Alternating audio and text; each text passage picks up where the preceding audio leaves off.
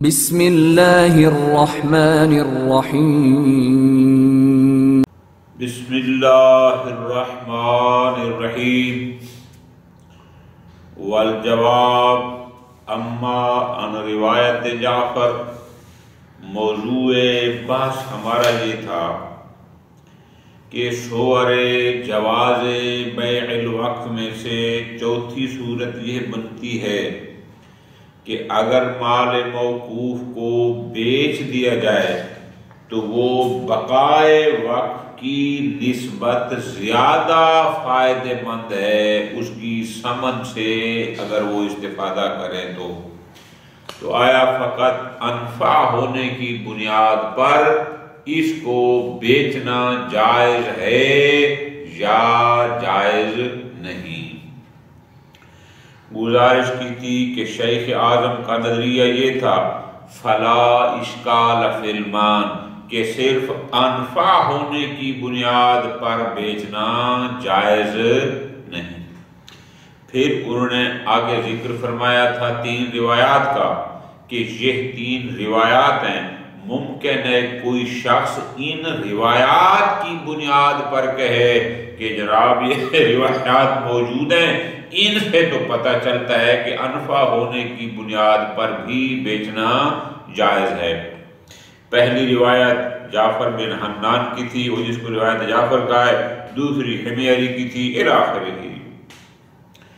الجواب، آج ان کا جواب شروع فرما رہے ہیں کہ ان روایات سے صورت رابعہ میں جواز بیع وقف کا قائل نہیں ہوا جا سکتا۔ کیوں؟ یہ روایات کچھ اور بیان فرما رہی ہیں، پوری توجہ آ جائے۔ والجواب، فرماتے ہیں اما عن روایت جعفر، جہاں تک ہے جعفر بن حنان والی روایت، پوری توجہ، اس میں آخر میں عبارتیں کیا تھی؟ کان البیع خیرا لہم، کہ اس سے وہ استنباط کرنا چاہ رہے تھے کہ صورت رابعہ میں بیچنا جائز ہو۔ پر جواب اما روایت جعفر، جواب کیا ہے؟ فَبِأَنَّهَا إِنَّمَا تَدُلُّ عَلَى الْجَوَازِ مَعَ حَاجَةِ الْمَوْقُوفِ عَلَيْهِمْ۔ پوری توجہ کا لطف آئے گا۔ شیخ اعظم فرماتے ہیں آپ اپنا دعویٰ تو دیکھیں، آپ کا دعویٰ یہ ہے صورت رابعہ میں کہ صرف انفع ہونا، آود ہونا، بس یہی کافی ہے اس وقت کی بیع کے لیے۔ روایت میں ایسا نہیں ہے، روایت میں اگرچہ یہ لفظ ہے کہ کان البیع خیرا لا، لیکن ساتھ یہ ہے اس سے پہلے والا جملہ پڑھو، کون سا؟ اذا احتاجوا ولم یکفہم ما یخرج من ایک بات نہیں ہے، اس میں یہ ہے کہ وہ موقوف علیہم محتاج بیع ہوں۔ صورت رابعہ میں احتیاج کی بات ہی نہیں ہے، یہاں بات ہے فقط آیا انفع ہونا کافی ہے، چاہے ان کو احتیاج ہو یا نہ ہو۔ جبکہ روایت میں کیا لکھ رہے؟ ما حاجت الموقوف علیہم، کہ موقوف علیہم محتاج ہوں۔ بس اس صورت میں جواز کی بات ہے، لا لمجرد کون البیع انفع، فقط بیع الوقف کا انفع ہونا اس کی بات نہیں ہے، جبکہ ہمارا موضوع فقط انفع ہونا ہے۔ آیا انفع ہونے کی صورت میں جائز ہے یا جائز نہیں؟ بس فالجواز، اس روایت کے مطابق اس کے 3-4 جواب ہیں، یہ ایک جواب ہے، پہلا جواب، دوسرا گزارش کرتا ہوں۔ بس فالجواز، اگر ہم آپ کے بقول اس روایت سے جواز لے بھی لیں تو یہ جواز مشروط بالامرین، کیا؟ 2 شرطیں ہیں، نمبر 1 احتیاج موقوف علیہم، نمبر 2 کان البیع خیرا لہم، تو جا کر جواب ہے۔ کما تقدم ظاہر نزہ سیدیو الکلام فی هذا القول، انشاءاللہ ابھی اس باتیں اور بھی ہونی ہیں۔ یہ ایک جواب ہو گیا، درست ہو گیا۔ ہمارا موضوع ہے فقط انفع ہونا جواب کے لیے کافی ہے، جبکہ یہ روایت فقط انفع کی بات نہیں کر رہی، احتیاج کی بات کر رہی ہے۔ ختم۔ دوسرا جواب، یمکن ان یقال، جواب کو سمجھ لطف آئے گا۔ اس میں شیخ اعظم یہ بتانا چاہتے ہیں کہ بھائی یہاں جو بات ہے کہ وَقَوْنَ الْبَيْعُ خَيْرًا لَهُمْ، یہ کوئی شارع حکم تعبدی نہیں دے رہا کہ جب بھی بیع ان کے لیے خیر ہو بس بھیج دیں، نہیں، بلکہ اصل معیار بتایا جا رہا ہے احتیاجہم الیہ، کہ موقوف علیہم محتاج بیع ہیں۔ اچھا، جو آگے کان الخیر بیعہم، یہ ایک ویسے حکم عقلی کو بیان کرتا ہے کہ جب بھی کوئی شخص کسی چیز کو بیچتا ہے تو ظاہر ہے جب اس کو بہتری سمجھتا ہے، اچھا سمجھتا ہے تو جا کر اس کو بیچتا ہے۔ تو یہ خیر والی جو بات ہے وہ صرف اس لیے چونکہ وہ سمجھتا ہے یہ بہتر ہے بیچنا، تو جا کر اپنی ضرورت کو وہ پورا کرتا ہے۔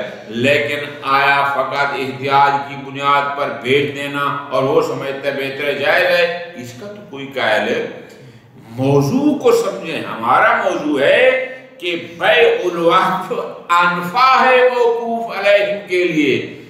یہ حدیث میں امکان یہ ہے کہ خیرن لا انفع ہونے کو کوئی شرط، کوئی حکم تعبدی بیان نہیں کیا جا رہا، بلکہ ایک سادہ سی بات ہے، اپنی سی بات ہے کہ جب بھی وہ بندہ وہ کام کرتا ہے تو وہ سمجھتا ہے اس کے لیے اچھا ہوتا ہے تو وہ کرتا ہے، تو یہ اس بنیاد پر کہا جا رہا ہے، اس کا ہمارے معلومات سے ربط نہیں۔ فرماتے ہیں آپ یوں بھی کہہ سکتے ہیں یمکن ان یقال، یہ دوسرا جواب بالفاظ دیگر، ہم اس روایت کا یہ جواب بھی دے سکتے ہیں کہ ان المراد بکون البیع خیرا لہم، کہ جو معصوم نے فرمایا کہ کیا الفاظ تھے؟ الفاظ یہ تھے کہ کان البیع خیرا لہم، یہ جو الفاظ ہیں اس سے مراد ہے مطلق النفع، یعنی فائدہ، بہتری، منفعت، الذی یلاحظہ الفاعل، کہ جب بھی کوئی شخص کوئی کام کرتا ہے تو ظاہر ہے وہ ایک منفعت کو، ایک بہتری کو لحاظ رکھتا ہے، اس کو سمجھتا ہے کہ یہ بہتر ہے، وہ کر دیتا ہے۔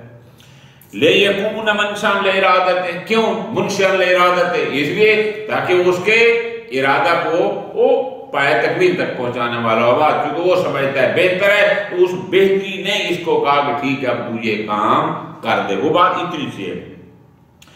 لَيْسَ مُرَادُ الْإِمَامِ علیہ السلام بیان اعتبار ذالک تعبداً، روایت میں مقصود امام علیہ السلام کوئی باقاعدہ تعبداً، یعنی کوئی حکم تعبدی نہیں دیا جا رہا کہ چونکہ اس میں منع نفع ہے لہذا جائز ہے، ایسا نہیں ہے۔ بل المراد، بلکہ مراد کیا ہے معصوم کی؟ بیان الواقع، ایک حقیقت امر کو، ایک واقع امر کو بیان کرنا کہ سائل نے جس کو فرض کیا تھا، سائل نے فرض کیا کیا تھا؟ ادھر وہ ضرورت مند ہیں، غلہ پورا نہیں ہوتا، آیا یہ بیچ سکتے ہیں؟ واقع کیا ہے کہ وہ سمجھتے ہیں کہ اگر بیچ دیں تو بہتر ہے، تو ایک امر واقعی کو بیان کیا جا رہا ہے، کوئی سپیشل حکم نہیں دیا جا رہا۔ بس یہ جو مراد کیا ہے؟ گویا کہ بالفاظ دیگر ہم یوں کہہ سکتے ہیں کہ معصوم اس کو یہ کہنا چاہتے ہیں اذا کان الامر علی ما ذکرت من المصلحہ فی بیعہ، اگر معاملہ یوں ہے کہ جو آپ نے مصلحت بیان کی ہے اگر ایسا ہے تو پھر کیا اس منفعت چیز۔ اور فرماتے ہیں یہ روٹین میں بھی ہے، ہم لوگ بھی کہتے ہیں اذا اردت البیع، اگر تو کوئی چیز بھیجنا چاہتا ہے ورأیتہ اصلہ، اور تو سمجھتا ہے کہ اس میں بڑا فائدہ ہے تو پھر اس کو بھیج دے۔ تو اب وہ جو رائت اصلہ من ترکہ کہ بیچنے کو بہتر سمجھتا ہے، وہ اصل بہتری اس کی گویا کہ اس کو آمادہ کرتی ہے، چونکہ اس میں فلاں فلاں بہتری ہے لہذا تو اس کام کو کر دے۔ تو ایک روایت میں امر واقعی کو بیان کیا جا رہا ہے، کوئی علیحدہ انفع ہونا یا عوض ہونا وہ مقصود ہی۔ وَهَذَا مِمَّا لَا يَقُولُ بِهِ أَحَدٌ، اور پھر اگر یہ مراد ہے اس کا مطلب ہے صرف اگر کوئی بندہ بہتر سمجھتا ہے بیچنا یا صرف محتاج ہونا، آیا صرف احتیاج کی بنیاد پر بیچنا جائز ہے، اس کا تو کوئی بھی قائل نہیں، لہذا یہ روایت ہمارے مطلبات سے مربوط نہیں۔ وَيُحْتَمَلُ أَيْضًا، ایک تیسرا جواب بھی ہے، وہ کیا کہ ممکن ہے یہاں خیر سے مراد کیا ہو؟ خصوص و رفع الحاجہ التي فرضها السائل اذا احتاجوا، وہ موقوف علیہم محتاج بیٹھے، اور امام نے فرمایا کہ ان کان البیع خیرن، خیر سے مراد کیا ہے کہ جو احتیاج ان کو تھی اگر وہ احتیاج اس بیع سے رفع ہوتی ہے تو فقط اسی حد تک انہوں نے ممکن ہے فرمایا ہو، کوئی قاعدہ کلیہ کے طور پر نہ ہو کہ جہاں بھی خیر ہو اس کو بیچنا جائز۔ تینوں وعن المختلف، حضرت علامہ رحمت اللہ علیہ نے مختلف میں ایک اور جواب دیا ہے، کچھ اور بھی ہیں، وہ کہتے ہیں کیا؟ بعدم ظہورہ فی المعبد، وہ فرماتے ہیں ہمارا موضوع بحث ہے وقف معبد کو بیچنا، یہ روایت وقف معبد سے مربوط ہی نہیں ہے، یہ وقف منقطع سے مربوط ہے۔ لطف لیں گے آپ کو اگر سمجھ آ جائے کیسے؟ بھائی اس نے کیا کہا کہ بندے نے وقف کیا ہے پیتری رشتہ داروں کے لیے اور مادری رشتہ داروں کے لیے، اچھا پھر آگے روایت میں کیا تھا کہ اگر فَإِن بَقَوْا، وہ بھی واقعہ دل یہ تھا نا، تو اس کا مطلب یہ تو اسی نسل کی بات ہے جو نسل بطن موجود ہے، بطون معدومہ کا تو اس میں کوئی ذکر ہی نہیں ہے۔ امام نے بھی اس سے کوئی سوال نہیں کیا کہ وہ جو بیچیں گے تو آیا فقط انہی کا ہوگا یا کسی اور کا، تو اس کا مطلب یہ تو وقف منقطع کی بات ہو رہی ہے کہ جب تک وہ ہیں آیا وہ بیچ سکتے ہیں یا نہیں بیچ سکتے، بطون آدھا کا تو اس میں کوئی ذکر ہی نہیں ہے۔ علامہ نے کیا جواب دیا؟ بعدم ظہور فی المعبد، کہ یہ روایت جو جعفر بن حنان والی ہے اصلا یہ وقف معبد سے مربوط نہیں ہے، اس کا تعلق وقف منقطع سے ہے۔ کیوں؟ لاختصارہ علی ذکر الاعقاب، اس لیے کہ اس میں فقط انہی کی بات کی کہ پیتری رشتہ دار، مادری رشتہ دار، اور ایک لفظ اس میں آتا ہے فَإِن بَقَوْا، اس سے آگے نہیں ہے، اس کا مطلب فقط انہی کی بات ہے، جو آنے والی نسلیں ہیں ان کا تو اس میں کوئی ذکر ہی نہیں ہے، وہ تو موجودہ رشتہ داروں کی بات ہو رہی ہے جو پیتری رشتہ دار موجود ہیں۔ لیکن شیخ اعظم رحمت اللہ علیہ علامہ کے اس جواب کو قبول، علامہ نے کہا کہ یہ روایت وقف محبت سے مربوط نہیں ہے۔ شیخ اعظم جواب میں کہتے ہیں کہ نہیں آقا، اگر انہوں نے یہ کہا ہے کہ میں یہ وقف کرتا ہوں اپنے پیتری رشتہ داروں کے لیے اور مادری، لیکن اس نے یہ بھی تو نہیں نہ کہا کہ جو ابھی ہیں فقط انہی کے لیے، بعد والوں کے لیے۔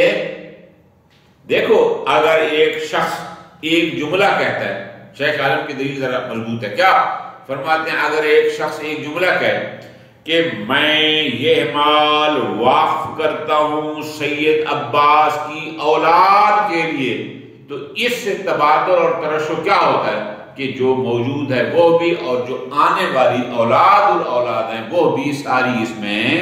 تو اگر وہ کہہ رہا ہے کہ جناب میں اپنے پیتری رشتہ داروں کے لیے بازی کر رہا ہوں، تو اس کا مطلب یہ تو نہیں کہ فقط موجودہ کی بات کر رہا ہے اور جو بعد والے ہیں ان کی نہیں کر رہا۔ شیخ عالم جواب میں کہتے ہیں وفیہ نظر، ہمیں جناب علامہ کا یہ اشکال، یہ اعتراض، یہ جواب وہ خبر ہے اس میں جعفر نے قبول نہیں۔ کیوں؟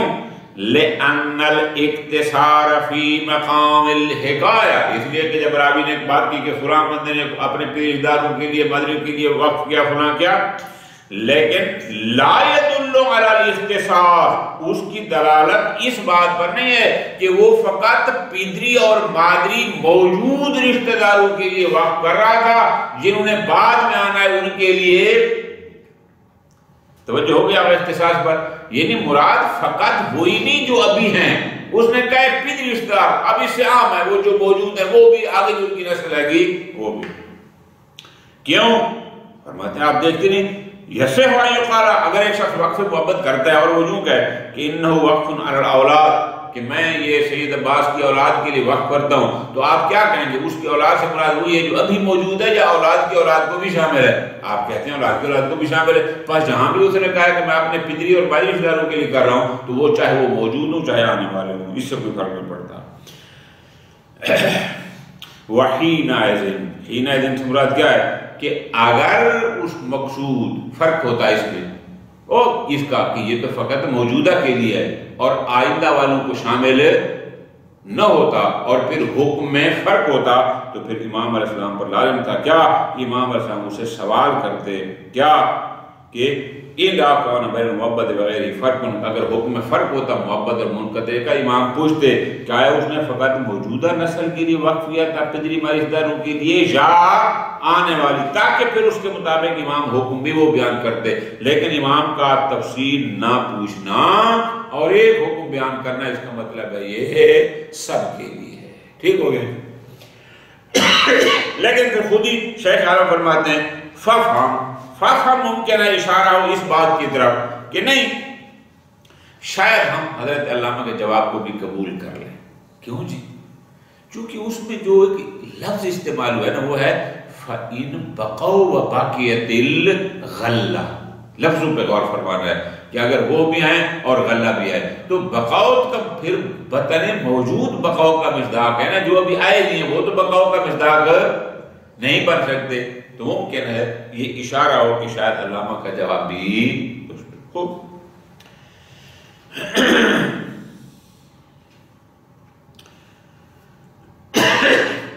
وَكَيْفَ كَانَ، بہرحال حضرت علامہ کے ہم جواب کو قبول کریں نہ کریں لیکن ایک بات ہے. کون سی؟ بولیے. فَفِي الْإِسْتِدْلَالِ بِالرِّوَایَةِ، اس روایت کے ذریعے استدلال کرنا، جبکہ روایت پر ہم نے اور 3-4 جواب ہم نے بھی دے دیے. اس روایت کے ذریعے استدلال کرنا کس پر؟ علی جواز البیع، کہ بیع الوقف جائز ہو بے مجرد الانفعیت، فقط اس بیع کے انفع ہونے کے بنیاد پر. فرماتے ہیں اس سے استدلال کرنا اشکال ہو، یہ مشکل ہے کہ ہم صرف اس لیے اس کے جواز کے قائل ہو جائیں چونکہ اس کے بیچنے میں زیادہ فائدہ ہے لہذا بیع جائز ہے. فرماتے ہیں مشکل.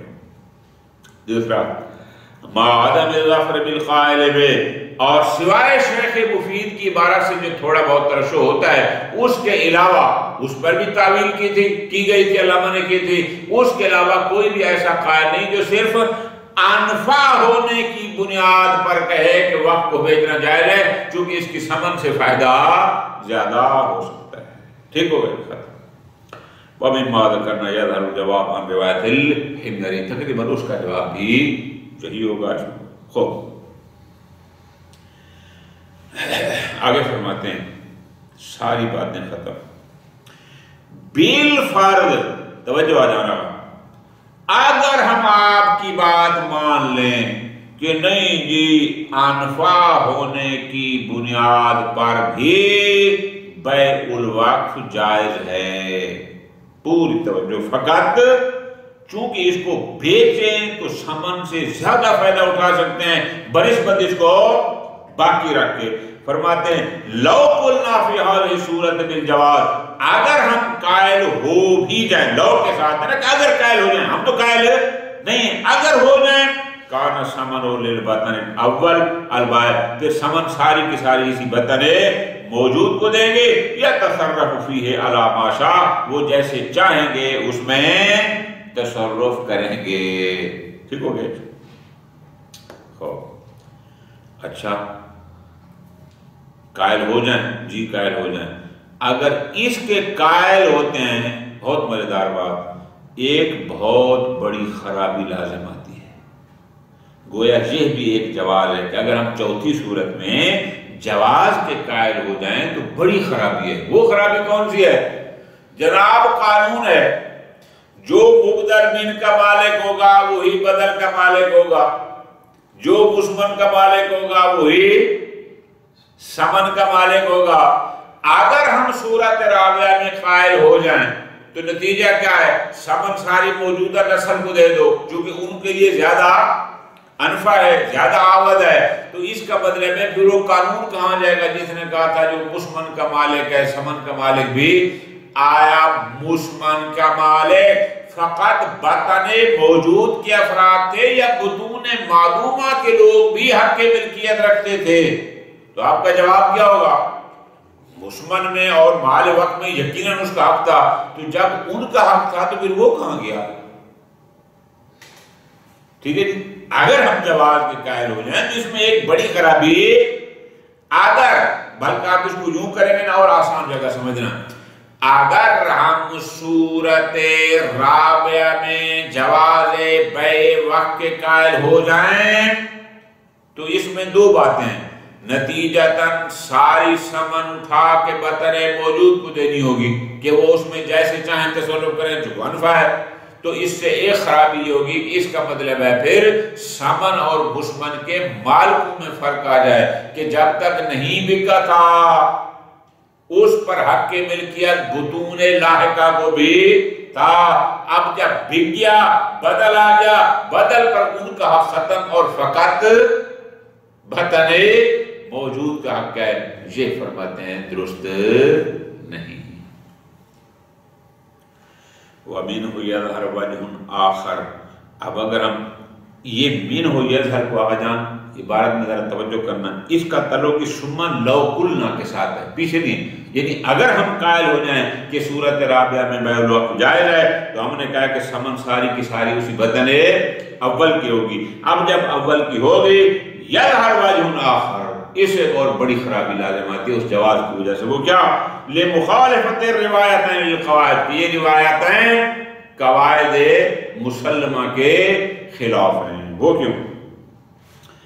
فَإِنَّ مُقْتَضَى كَوْنِ الْعَيْنِ مُشْتَرَكَةً بَيْنَ الْبُطُونِ قَوْلُ بَدْلِ كَذَلِكَ، کہ جب یہ طے ہے کہ جو عین تھی اور جس کو بیچا گیا وہ مشترک تھی بین البطن الموجود و بین البطون اللاحقہ، اس کے مالک موجودہ نسل بھی تھی اور آنے والی نسل بھی تھی.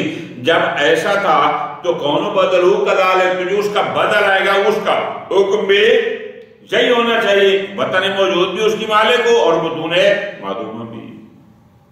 کیوں؟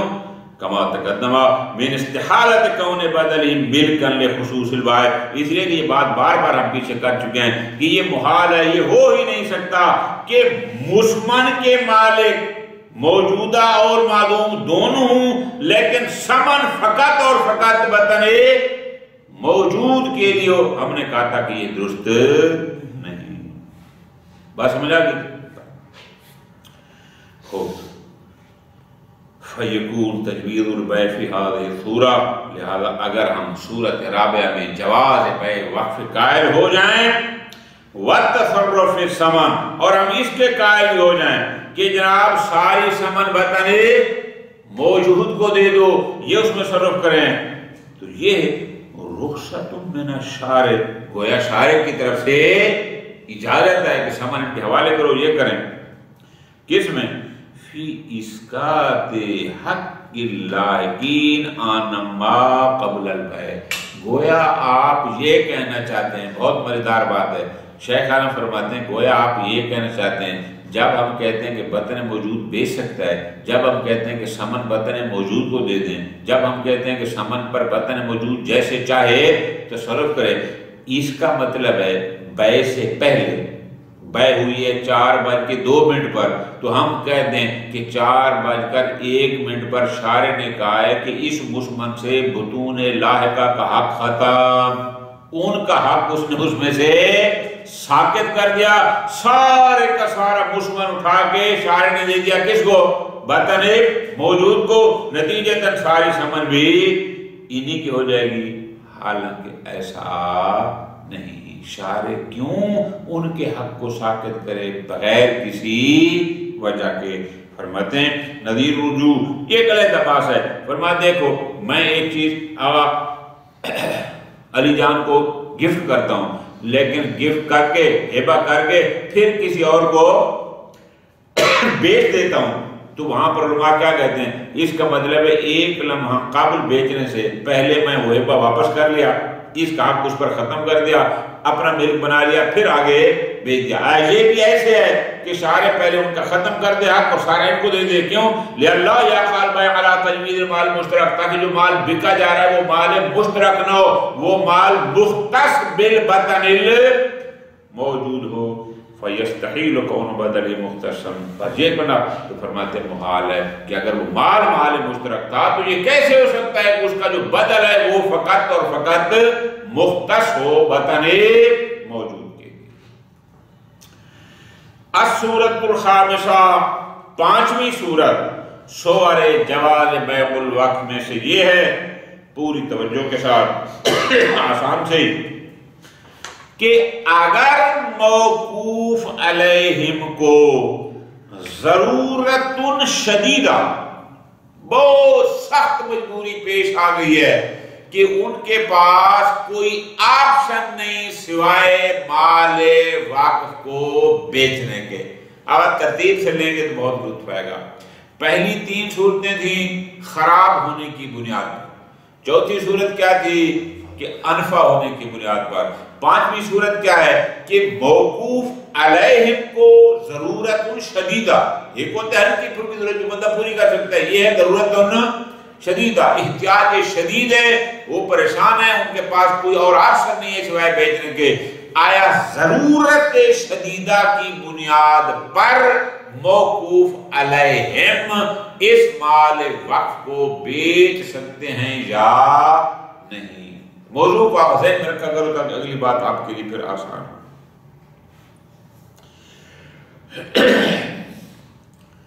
السورۃ الخامسہ ان یلحق الموقوف علیہم، کہ موقوف علیہم بیچاروں کو پیش آ جائے ضرورت شدیدہ۔ اچھا، قد تقدم جماعت تجوید البیع فی هذه السورہ، بعض حضرات نے اور ضرورت شدیدہ کی صورت میں اس کی بیع کو جائز قرار دیا تھا، اور جو 25-26 ہم نے عبارات پڑھی تھی۔ بلا انتصار، بلکہ سید مرتضیٰ نے انتصار میں اور ابن زہرہ نے بنیہ میں دعوی اجماع کیا ہے کہ ضرورت شدیدہ کی بنیاد پر بیع الوقف جائز ہے، اجماعاً۔ وَيَدُلُّ عَلَيْهِ روایت جعفر، اور روایت جعفر میں کیا الفاظ سے اِذَا احْتَاجُوا إِلَيْهِ، کہ وہ محتاج بیع ہوں، ٹھیک ہے نا جی، اشارہ تھا۔ لہذا بعض لوگوں نے یہ کہا، ابھی شیخ عالم اپنے نظریہ بعد میں آئے گا، وہ قائل نہیں ہے، تو بعد نے جواز کی بات کی۔ وَيَرُدُّ، لیکن شیخ عالم رحمۃ اللہ کہتے ہیں کہ چلو ہمارے سامنے آگئی دو دلیلیں، ایک آ گیا اجماع جس کا دعویٰ سید مرتضیٰ اور ابن زہرہ نے کیا، اور دوسرا آ گئی روایت۔ پہلے ہم بات کرتے ہیں روایت کی، کیا ہے اس روایت سے ضرورت شدیدہ کی صورت میں جواز بیع نکلتا ہے؟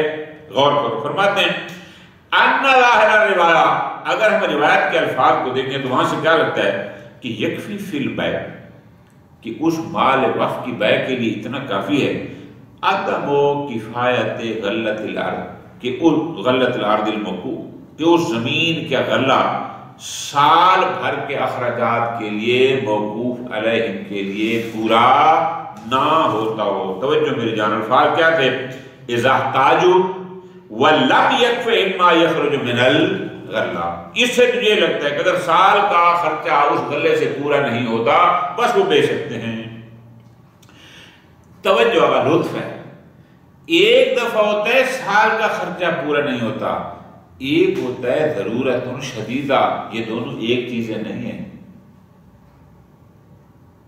توجہ فرما رہے ہیں، ہو سکتا ہے بندہ روٹین، ہم فقیر کس کو کہتے ہیں؟ فقر شرن فقیر کون ہے؟ جس کا سال کا خرچہ پورا نہ ہوتا ہو، ٹھیک ہے۔ اب ہو سکتا ہے کہ ایک ایسا شخص ہو جو اس معنی میں فقیر نہ ہو، بڑا غنی ہو، لیکن کوئی مجبوری ایسی آ پڑی، بیٹے کا ایکسیڈنٹ ہو گیا، روٹین میں اس کی تنخواہ آ رہی تھی، بہت پیاری تشریح کی ہے، تنخواہ آتی 30,000، خرچہ 30,000، بہت سکون سے گزر رہا تھا، کوئی فقیر نہیں تھا وہ، لیکن اچانک کوئی ایسی بیماری آ گئی، اس کے لیے 2-4 لاکھ چاہیے جو اس بیچارے کے پاس، اب وہ فقیر تو نہیں تھا لیکن ضرورت شدیدہ آ گئی۔ اچھا، بساؤ کا ضرورت شدیدہ نہیں ہوتی، وہ کیسے کہ اس بندے بیچارے کا خرچہ پورا نہیں ہوتا، لیکن مال فقراء میں سے اس کو تھوڑا تھوڑا ملتا رہتا ہے اور نظام چل جاتا ہے، فقیر بھی ہے لیکن ضرورت شدیدہ کا مصداق بھی نہیں ہے۔ ہمارا موضوع بات، میں اس لیے بار بار کہتا ہوں موضوع کو ذہن میں رکھیں، پھر اگلی بات خود تو سمجھ آتی ہے۔ ہمارا موضوع بات کیا ہے ضرورت شدیدہ، کہ وہ فقیر ہے نہیں، وہ ہمارا موضوع نہیں ہے، ضرورت شدیدہ اگر پیش آ جائے، فرماتے ہیں ھذا اقل مراتب الفقر شرعی، فقر شرعی کم از کم کیا ہوتا ہے کہ جس کا سال بھر کا خرچہ پورا نہ ہو، ٹھیک ہے۔ والماخوذ فی اوائل من تقدم من المجوزین اعتبار ضرورت والحاجت الشدیدہ، جو لوگ جواز کے قائل ہیں وہ فقر شرعی کی بات نہیں کر رہے، وہ کہتے ہیں حاجت شدیدہ یا ضرورت شدیدہ ہو تو جائز ہے۔ شیخ اعظم فرماتے ہیں بینہما و بین فقر اور حاجت شدیدہ، فقر یا ضرورت شدیدہ کے درمیان عام خاص میں نہ ہو سکتا ہے۔ ایک بندہ فقیر ہو لیکن ضرورت شدیدہ کا مصداق ابھی نہ بنا ہو سکتا ہے ابھی وہ شخص محتاج شدید ہو لیکن روٹین میں وہ فقیر نہ ہو۔ فرماتے ہیں اذ قد یکون فقیرا، بشا بندہ فقیر ہے، سال کا خرچہ نہیں ہوتا، لیکن لا یتفق له حاجت، لیکن ایسا نہیں کہ وہ حاجت شدیدہ کا مصداق بھی بن جائے، بل مطلق الحاجہ، کیوں؟ فرماتے ہیں اس لیے کہ لویدان اموال الفقراء، اس لیے کہ کوئی بیت المال پڑا ہے یا کہیں سے وہ انکم آ جاتی ہے جو تھوڑی تھوڑی اس کو ملتی رہتی ہے اور جو اس کی کمی ہوتی ہے وہ آہستہ آہستہ پوری ہو جاتی ہے، ایسا ہو سکتا ہے۔ لیکن کا یتفق الحاجت و ضرورت شدیدہ فی بعض الاوقات لمن یقدر علی مؤونۃ سنتہ، میں نے مثال دی ہے میری تنخواہ ہے 30,000 میں میرا گھر چل رہا ہے، میں کوئی فقیر نہیں ہوں، میرا خرچہ پورا ہو رہا ہے، لیکن اچانک کوئی ایسی مصیبت آ پڑی کہ جس کی بنیاد پر میں ضرورت شدیدہ یا حاجت شدیدہ کا مصداق بن گیا۔ خوب، پس فر روایت بظاہرہ غیر معمول بہا، پس اس کا مطلب ہے وہ جو روایت تھی، روایت تو بات کر رہی تھی کہ اگر ان کو وہ فقیر ہو اور یہ بات کر رہے ہیں ضرورت شدیدہ، تو اس کا مطلب ہے روٹین کے فقر میں جو آیت روایت بات کر رہی تھی اس روایت پر علماء نے عمل نہیں کیا، علماء تو ضرورت شدیدہ کی بات کر رہے ہیں۔ اور دوسرا جواب یہ ہے معنی قد یقال، ان ظاہر الجواب، یہ معصوم کا جواب ہے، جواز البیع بمجرد رضا الکل، امام نے کیا فرمایا کہ اگر وہ سارے راضی ہوں بیع جائز ہے، وقون البیع انفع، اور بیع ان کے لیے فائدہ مند بھی ہو، ولو لم یکن، روایت تو کہتی ہے کہ سارے موقوف علیہم بیچنے پر راضی ہیں اور بیچنا ان کے لیے انفع ہے، لہذا بیچ دو، ضرورت شدیدہ کی تو ہم کو ذکر نہیں ہے بلکہ اصلا حاجت کی ضرورت بھی نہیں ہے، لہذا یہ روایت اس سے حاجت شدیدہ والا مورد ثابت نہیں ہوتا۔ فرماتے ہیں بہرحال فلا یمکن جواز عند ضرورت شدیدہ، بس ضرورت شدیدہ میں بیع الوقت جائز ہے یا جائز نہیں ہے؟ فرماتے ہیں روایت سے تو ثابت نہیں ہوتا، باقی رہ گئے الاجماعات، ایک دعوی اجماع صاحب انتصار سید مرتضیٰ کا اور ایک دعوی سید ابن زہرہ کا، اور ان کی سپورٹ میں علماء کے فتاوی بھی ہیں، لیکن شیخ اعظم فرماتے ہیں صرف دو اجماع اور ان کی تائید فتاوی فقہاء سے کہ جو بعض کہتے ہیں کہ بالکل کی ضرورت شدیدہ بیچنا جائز ہے، وفی الخروج بہما، ایک طرف ہیں دعوی اجماع اور ایک طرف ہیں اصل یہ ہے کہ بیع الوقت جائز نہیں ہے، الوقوف حسب ما یقتضی علوا لا یجوز شراء الوقت، ان اجماعات کی بنیاد پر اس کو ترک کرنا مشکل ہے، اور پھر اس کے مخالفین بھی موجود ہیں، ویسے بھی اجماع جو ہے وہ اپنی طاقت برقرار نہیں رکھتا۔ فرماتے ہیں فی الخروج بہما، لہذا ان دو اجماعات کے ذریعے ہم نکل جائیں ان قاعدۃ عدم جواز البیع، کہ وہ جو قانون ہے کہ بیع الوقف جائز نہیں ہے، اس آخر قاعدہ سے، اور اسی طرح وَأَنْ قَاعِدَةِ وُجُوبِ كَوْنِ الثَّمَنِ عَلَىٰ تَقْدِيرِ الْبَيْعِ، اور پھر دوسرا قانون کیا ہے کہ جب بیع جائز ہوگی تو ثمن فقط بطن موجود کے ساتھ مختص نہ ہوگی بلکہ بطون معدومہ کو، تو اور تیسرا معاون ہی، اور پھر بہت سارے ہمارے علماء کرام ہیں کہ جن کا اختلاف ہے کہ اس صورت میں بیچنا جائز بھی ہے یا جائز، حتیٰ کہ ابن ادریس ہندی نے سرائر میں دعوی اجماع کیا ہے عدم جواز پر، تو ایک مقابل میں دعویٰ جب جواز آ گیا اجماع کا، ایک علماء کا اختلاف موجود ہے، ادھر پھر قانون موجود ہے کہ وقت میں اصل یہ ہے کہ جائز نہیں ہے، ان ساری باتوں کو چھوڑ دیں اور صرف دو دعویٰ آئے اجماع لے لیں اور جواز کے قائل ہو جائیں، فرماتے ہیں اشکال۔ لہذا آپ کہہ سکتے ہیں کہ شیخ مظفر صورت رابعہ میں بھی جواز کے قائل نہیں ہیں۔ صلی اللہ علیہ وسلم۔